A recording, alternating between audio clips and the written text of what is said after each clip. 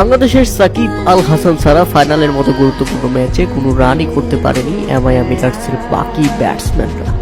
দর্শক, দলের হয়ে সর্বোচ্চ 27 বলে 36 রানের ইনিংসটা সাকিব আল হাসানের ব্যাট থেকেই আসে। বাকি কোনো ব্যাটসম্যানই আর রান করতে পারেনি, একমাত্র রান করেছেন সাকিব আল হাসান। অথচ এই সাকিবকে দিয়েই তারা ফাইনালে বসেছিল, ফাইনালেও রান করলেন সাকিব, কিন্তু বাকি ব্যাটসম্যানদের ব্যর্থতায় রীতিমতো বাজেভাবে হেরে গেছে এমআই মিরাটস। দর্শক, ফাইনালের মতো গুরুত্বপূর্ণ ম্যাচে ডিজেন্ট ভাইপার্সের বিপক্ষে 182 রানের লক্ষ্যে ব্যাটিং করতে নেমে মাত্র 136 রানের মধ্যেই অল আউট হয়ে গেছে এমআই মিরাটস।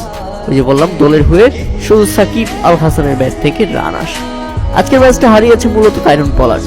এমআই মিরাটস যখন একের পর এক উইকেট হারাচ্ছিল, তখন ঠিক কোয়ালিফায়ার ম্যাচের মতো উইকেটে এসে সাকিব আল হাসান দলের ত্রাতা হয়ে দাঁড়ালেন। স্ট্রাইক রোটেট করে খেলছিলেন, উইকেট ধরে রাখছিলেন এবং খুব সুন্দরভাবে রান বের করছিলেন। সেখানে মারার দায়িত্ব ছিল কাইরন পলার্ডের। ওভার প্রতি 13-এর উপরে রান রেট, অথচ কাইরন পলার্ড এমন ভাবে ঠেকিয়ে যাচ্ছেন যেন তার কোনো টেনশনই নেই। সাকিব আল হাসান ফেরার পর কাইরন পলার্ড রীতিমতো ব্যর্থ হয়ে ফিরে গেলেন প্যাভিলিয়নে। করেছেন 28 বলে 28 রান। ব্যর্থ হয়েছে রোমারিও শেফার্ড, ব্যর্থ হয়েছে সকল ওয়েস্ট ইন্ডিজরা, যে কারণে রীতিমতো ব্যর্থ এমআই মিরাটস পর্যন্ত। মাত্র 136 রানের মধ্যেই গুটিয়ে যায় তারা। এর আগে সাকিব আল হাসান 1 ওভার বোলিং করার সুযোগ পেয়েছেন, 10 ওভার খরচ করলেও কোনো উইকেট পাওয়া হয়নি তার। এরপর সাকিবকে আর বোলিংয়েই আনেননি কাইরন পলার্ড।